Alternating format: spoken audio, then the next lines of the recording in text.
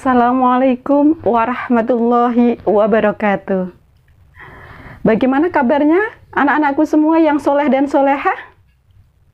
Pada kesempatan kali ini kita bertemu lagi dalam pembelajaran Pendidikan Agama Islam dan Budi Pekerti kelas 8 semester ganjil.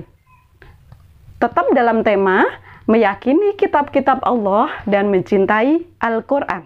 Pada pertemuan kedua tahun pelajaran 2020-2021 bersama saya Ibu Solehatun MAK dari SMP Negeri 1 Kota Tangerang.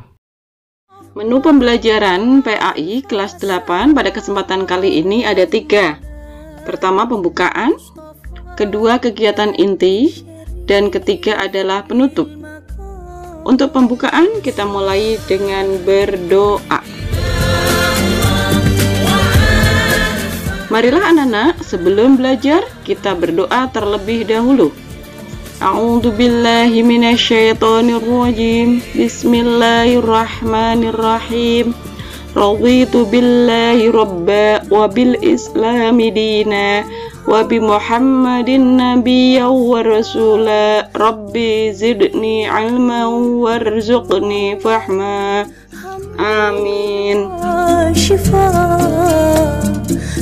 Selanjutnya kita membaca Al-Quran bersama-sama.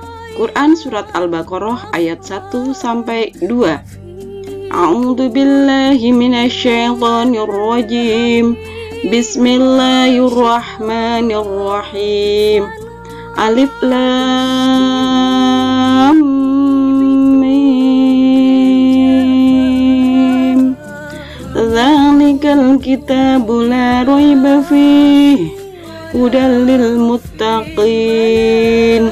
Shadaqallahul azim. Berikutnya adalah kompetensi dasar. Lanjut, berikutnya adalah tujuan pembelajaran.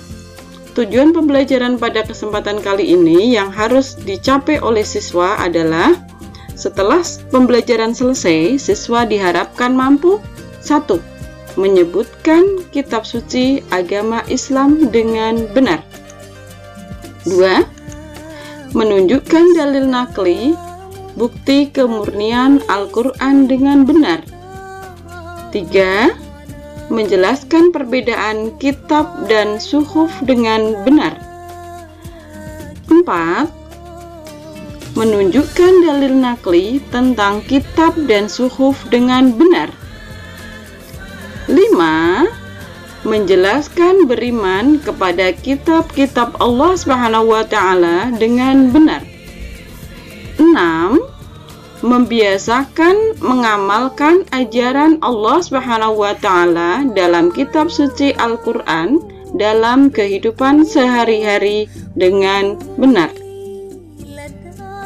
Strategi pembelajaran menggunakan model inquiry dengan menggunakan peta konsep dan tetap pada tugas terstruktur.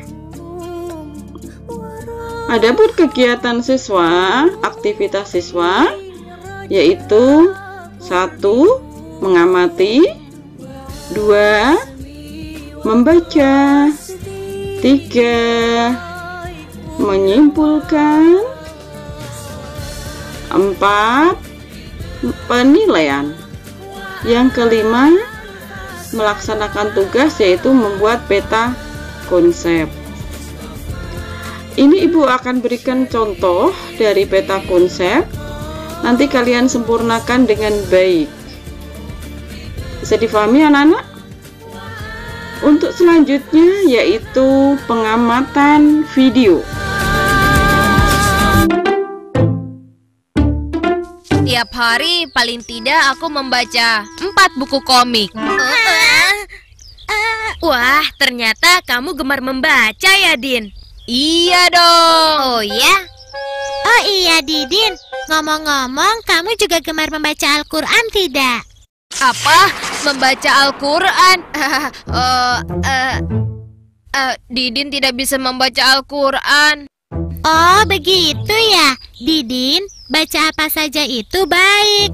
Tapi sebagai seorang anak muslim, justru harus lebih banyak membaca Al-Quran. Ah, iya, Din. Itu benar. Karena selain berpahala besar, di dalamnya banyak pengetahuan yang sangat kita butuhkan. Karena Didin belum tahu tentang isi Al-Quran. Tolong dong, Kak, jelaskan. Baiklah, dengarkan ya.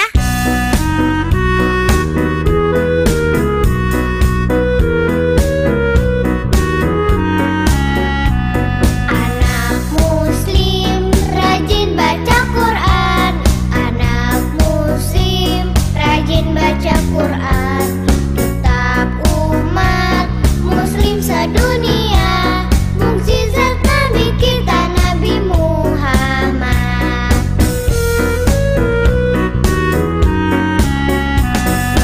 Isi Al-Quran menceritakan keindahan balasan surga. Isi Al-Quran menceritakan panasnya api neraka.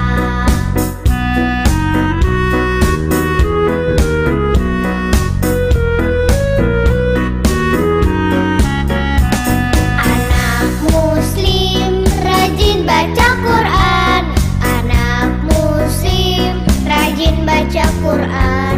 Kitab umat muslim sedunia. Mukjizat Nabi kita Nabi Muhammad.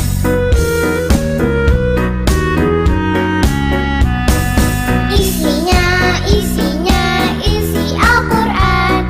Kisah nabi-nabi yang diturunkan Allah. Isi Al-Quran menuntut kita agar hidup bahagia. Bagaimana anak-anak dari penayangan video tadi? Bisa difahami? Untuk selanjutnya, Ibu akan tayangkan pengamatan gambar. Tolong diamati gambar yang sebelah kiri dan gambar yang sebelah kanan. Dalam penguatan materi ini, Ibu akan jelaskan 6 hal. Yang pertama adalah kitab suci agama Islam. Yang kedua adalah dalil nakli, bukti kemurnian Al-Quran. Ketiga adalah perbedaan kitab dan suhuf. Keempat adalah dalil nakli tentang kitab dan suhuf. Kelima, beriman kepada kitab-kitab Allah Subhanahu wa Ta'ala. Yang keenam, mengamalkan ajaran Allah Subhanahu wa Ta'ala dalam kitab suci Al-Quran. Kita mulai dari yang pertama, kitab suci agama Islam. Al-Quran sebagai kitab suci umat Islam.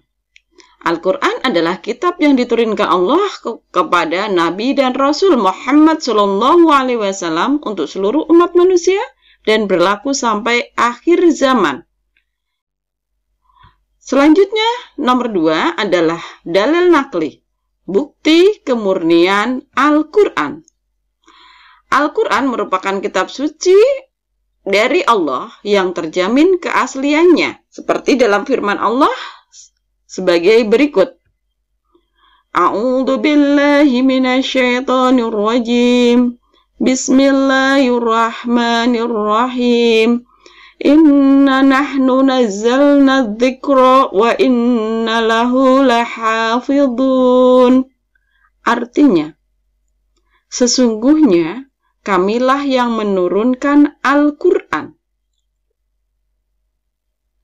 Dan pasti kami pula yang memeliharanya. Ingat-ingat, Quran surat Al-Hijr ayat 9, dalil akli. Bukti kemurnian Al-Quran. Yang pertama, Al-Quran juga terjaga dalam pikiran dan para penghafal Al-Quran. Kenapa Al-Quran mudah dihafal? Karena Al-Quran diturunkan secara bertahap, sedikit demi sedikit dan berangsur-angsur, sehingga membuat ayat-ayat ini mudah untuk dihafalkan. Kedua, berikutnya adalah perbedaan pengertian kitab dan suhuf.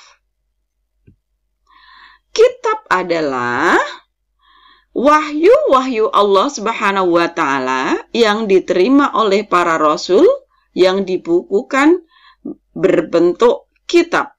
Sedangkan suhuf adalah wahyu-wahyu Allah Subhanahu wa Ta'ala yang diterima oleh para nabi yang tidak dibukukan atau berbentuk lembaran-lembaran terpisah. Adapun nabi dan rasul yang menerima suhuf yaitu 1.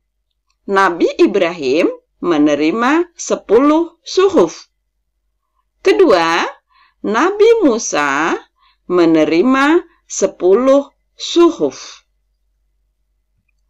Persamaannya adalah keduanya sama-sama firman Allah yang diturunkan kepada para nabi atau rasul. Perbedaannya, 1.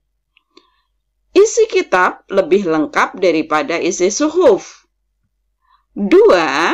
Bentuk dari kitab sudah dibukukan, sedangkan suhuf masih berbentuk lembaran-lembaran yang terpisah. 3.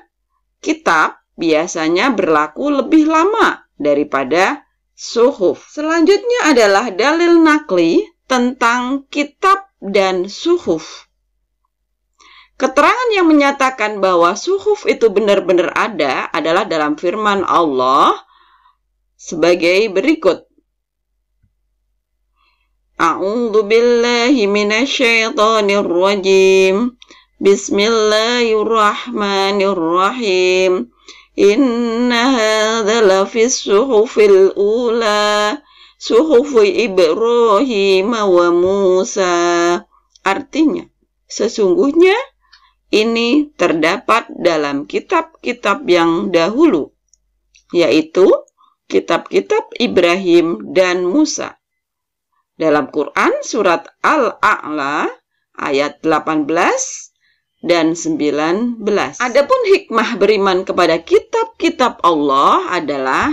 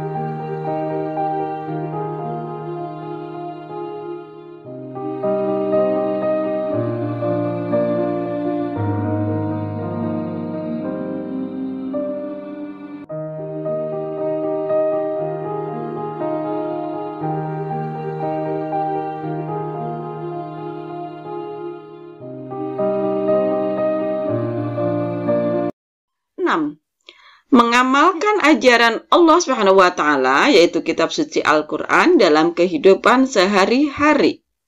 Sebagai umat Islam, kita harus mencintai Al-Quran dan bertekad untuk menjaga serta mengamalkan isinya. Adapun cara mengamalkan ajaran kitab suci Al-Quran dalam kehidupan sehari-hari, 1. Meningkatkan ketekunan dalam mempelajari Al-Quran dan hadis sebagai bukti akan mencintai Al-Quran. 2. Mengerjakan hal-hal yang baik, rajin ibadah, rajin beramal soleh, yang diajarkan dalam Al-Quran dan hadis. 3. Memperbanyak bergaul dengan orang-orang yang soleh, yang selalu mencintai Al-Quran dan hadis. 4. Menjauhi maksiat sebagai bukti menjauhi larangan Allah. Ini adalah kesimpulan.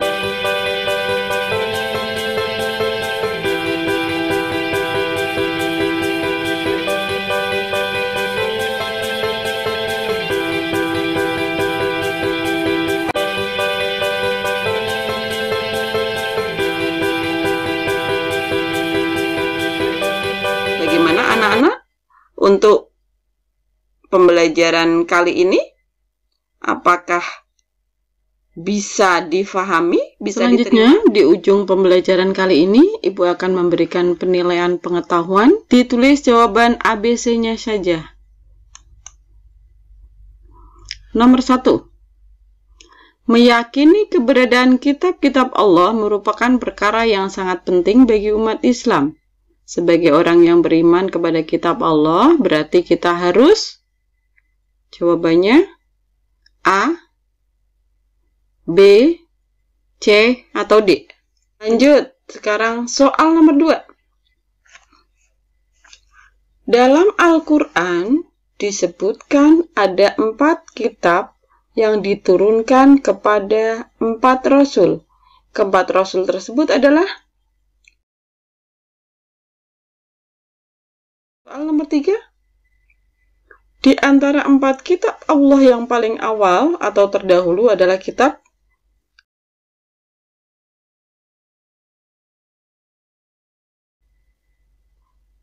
nomor 4. Semua kitab Allah berisi ajaran yang benar dan baik sesuai dengan masanya. Ajaran yang sama dan tertuang dalam semua kitab Allah adalah tentang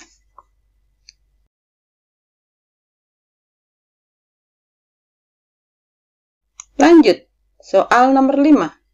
Kitab Zabur diturunkan pada abad ke ... Lanjut, soal nomor 6. Kitab Injil pada awalnya ditulis dengan bahasa. Lanjut, soal nomor 7. Wa ataina Dawuda Jabura. Potongan Quran surat Al-Isra ayat 55 tersebut menjelaskan tentang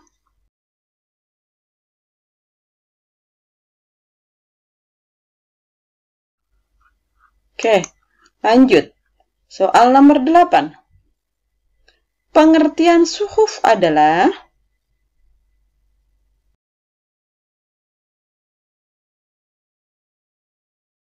Sembilan. Di antara nabi berikut yang menerima suhuf adalah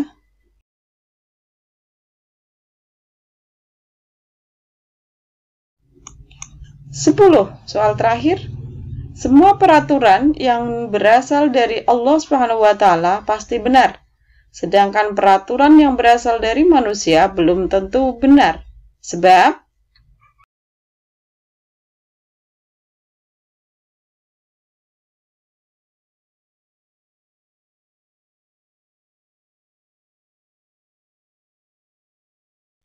marilah anak-anak kita berdoa bersama-sama.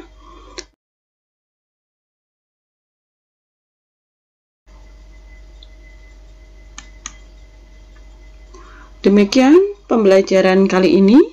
Pesan dari Ibu, tetap belajar di rumah, jaga kesehatan, dengan tetap jaga jarak, selalu mencuci tangan dengan sabun, dan jangan lupa menggunakan masker. Dan tetap semangat. Assalamualaikum dan tetap semangat.